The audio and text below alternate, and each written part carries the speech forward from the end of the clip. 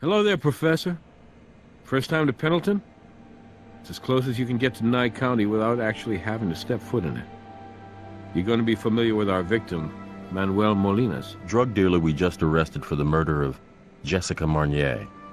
He's connected to Beatrice Salazar. What's he doing in a Pendleton jail cell?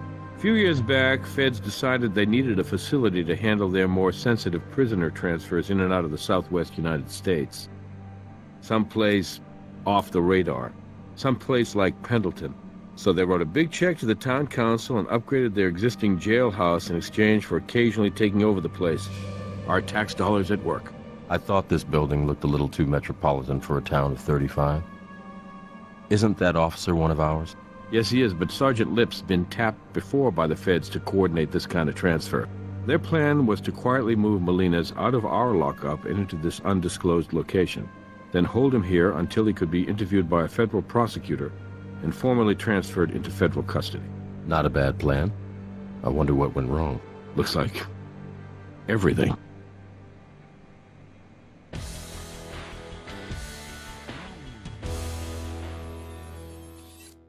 Okay, I don't need to tell you.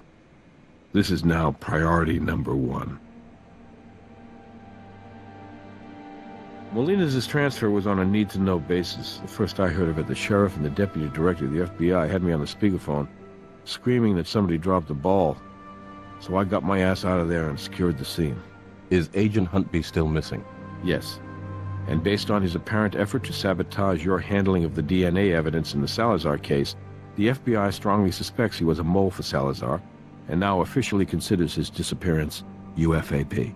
Unlawful flight to avoid prosecution, meaning he's a fugitive, and very likely a suspect in this homicide. Sergeant Lip should consider himself a very lucky man. Whoever broke in here to silence Molinas wouldn't have wanted to leave a living witness. We'll need to get a full statement from him.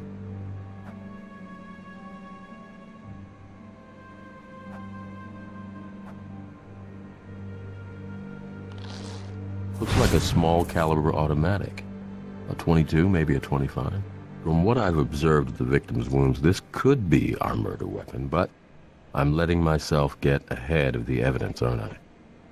Let's see what Doc Robbins has to tell us at Autopsy.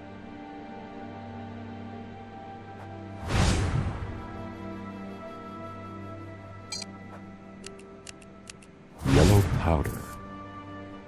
We'll want to get that back to the lab.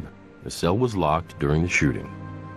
We don't know exactly where the shooter was standing as he fired, but that powder might indicate his position.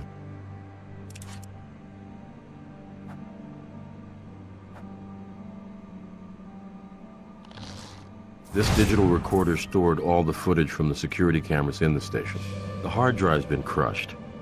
We might be able to put it back together at the lab, but it'll probably take weeks to do that, plus salvage any data on it, and that's if we're lucky. I think we might learn more by just putting the case back together.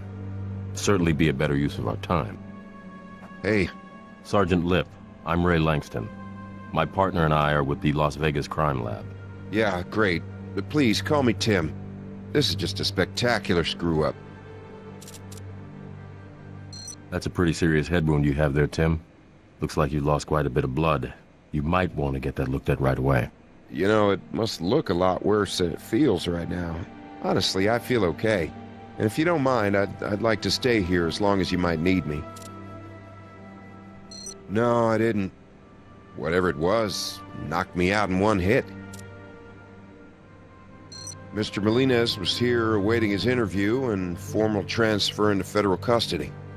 I'd say approximately an hour before the federal authorities were scheduled to arrive, around maybe 8 p.m. or thereabouts. This tall, and if I remember correctly, Hispanic male, wearing a suit, he enters the facility and presents FBI credentials. I turned around to reach for the paperwork, and bam! That's the last thing I remember. I woke up behind the desk here, and then I went to check on the condition of the prisoner. I observed that he'd been shot multiple times, and that he was dead. What did you do next? I called it in, tended to my head injury as best I could, and just waited for you guys to show up. You didn't observe any further sign of the shooter? or whether he had an accomplice. I didn't see anything. He was long gone. Or they were gone. I don't know if he had help. Unfortunately, the assailant disabled our surveillance. He smashed the recording unit to pieces. What's left of that DVR over there. I don't remember the name on the identification. I'm sorry. I thought I got a really good look at it, too, because I didn't recognize it, fella, but it's all real foggy to me right now. I understand that this kind of prisoner transfer is on a need-to-know basis, but is it standard operating procedure to post a single guard? No, it isn't. But in this case, it was necessary because, well, you might find this a little hard to believe, but our budget's been cut pretty radically, so the truth is, we couldn't afford to assign an additional officer. We were definitely whistling through the graveyard, I know that now, hoping we could get away with this one, but we were wrong. Who made the final decision that you alone would transport and protect Mr. Molines? I did, actually. The sheriff ordered the prisoner transfer, but I'm the sergeant in charge of operational command. That means duty assignments, tactical protocols, and budget outlays. I was the one who evaluated our risk assessment on this one, and I was wrong. Dead wrong. We all make mistakes, Tim. Yeah. Only this mistake cost a man his life, Mr. Langston. When federal authorities need the building, the sheriff and his deputy actually work out of his house. Can you believe that? There's just not much crime here in Pendleton. Not much of anything here, really. From what I remember, he was tall, approximately 6'1", Hispanic male, between 200 and 225 pounds, clean cut. I mean, I don't think he would have caught me off guard if he hadn't looked like a federal prosecutor or FBI agent. Nope. After I regained consciousness, I opened up the cell in order to check on the condition of the prisoner. And that's when I observed the multiple bullet wounds to Mr. Molines, and I quickly determined that he had died of those wounds. Hey, let me know if you find something, okay? Maybe you guys can help save my job. We'll do our best, Tim. Now, if you don't mind, I'm also a doctor, so I'd like to take a look at your head wound there. Yeah, okay. Good news here is you're going to live, but you're going to need stitches. So now that you've given us your statement, Tim, I am not taking no for an answer. We're going to get you to the hospital. Okay, I understand. Thanks, Doc.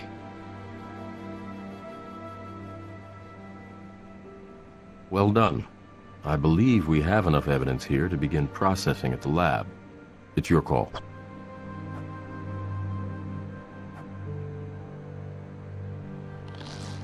That's the rag Sergeant Lip applied to his head to staunch the bleeding.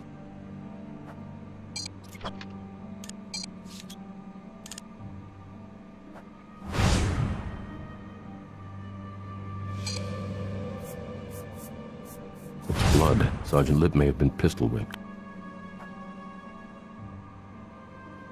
It's a fragment of some kind. It looks like it got wedged in the slide. Whatever it is, it's underneath the blood, which means it was there before the blood was.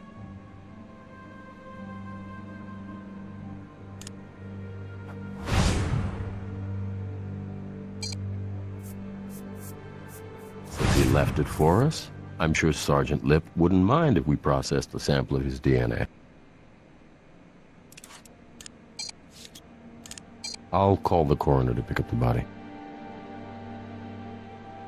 We need to get a reference sample of the ammunition fired by this pistol to compare against the slugs found in the victim.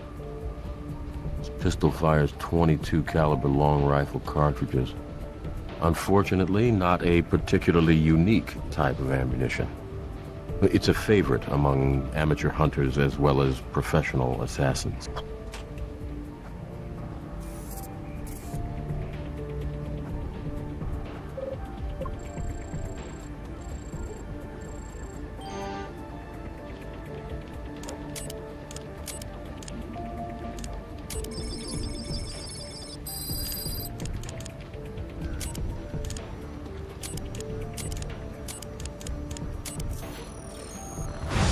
Pollen of the southwestern wood lily. This flower is native to Nevada, but it's rare.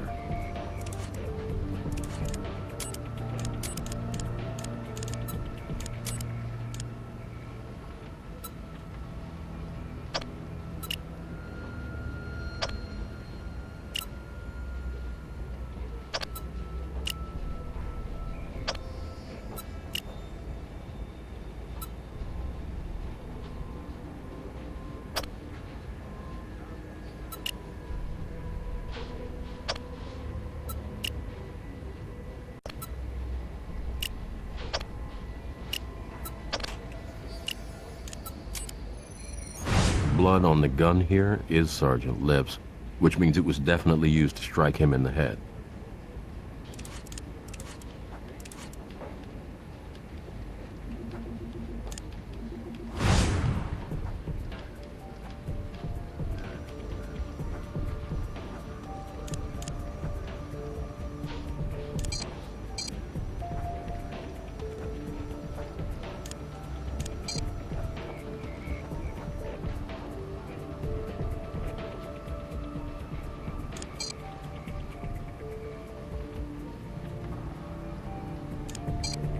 Looks like there's a small piece of it missing. You know that shard we found wedged in the gun at the crime scene? I think it just might fit in this gap. Let's try it. Yes, a perfect fit. Ray, where are we now with Molina's case? I read Sergeant Lip's statement. Well, Sergeant Lip isn't telling us the whole truth. How do you know? We recovered a gun at the crime scene, and wedged in the slide, we found a broken piece of the unit which records all the surveillance footage. Now, not only was that shard stuck in the gun, but it was also underneath some blood. Blood which turns out to belong to our very own Sergeant Lip. It means that little piece of plastic was in there before Sergeant Lip was struck in the head. But according to Sergeant Lip, the assailant entered, presented him with ID, and then when this sergeant turned his back, the assailant knocked him out. You think he would have noticed the assailant smashing up surveillance equipment before he got knocked out? You'd think so. You'd also think Sergeant Lip wouldn't turn his back on a guy like that, that maybe he'd even draw his own weapon. But for some reason, that's not how it went down.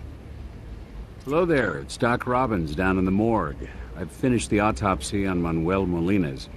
So whenever you're ready, I'm available to review my findings with you.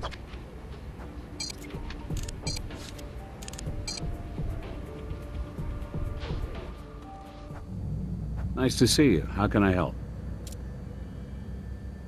I found 2 bullet wounds, both potentially fatal, and both were consistent with the damage you'd expect from a small caliber hollow point. One bullet penetrated his heart practically dead center. It severed the pulmonary and aortic valves and lodged in the ventricular wall. That alone would have killed him. However, I also found what I believe was the first shot. It penetrated the frontal bone of his cranium, just above the glabella. The bullet obliterated his brain tissue in an expanding channel from the entrance wound. It then bounced off the back of his skull and continued its path of destruction until it came to rest in the cerebellum. Death was quick, if not painless. Well, this wasn't a mercy killing. One to the head, one to the heart, usually suggests a professional killer. Neither slug was particularly difficult to extract. Here they are. Absolutely. I have a sample ready for you. Here. I found a glob of what looks like mucus on the victim's face. I collected some for you. Someone spat on his face? That's what it looks like. You see, the less viscous bits appeared to flow down the side of his face. So unless he was already lying on the floor when he was shot, it occurred post-mortem. Anytime.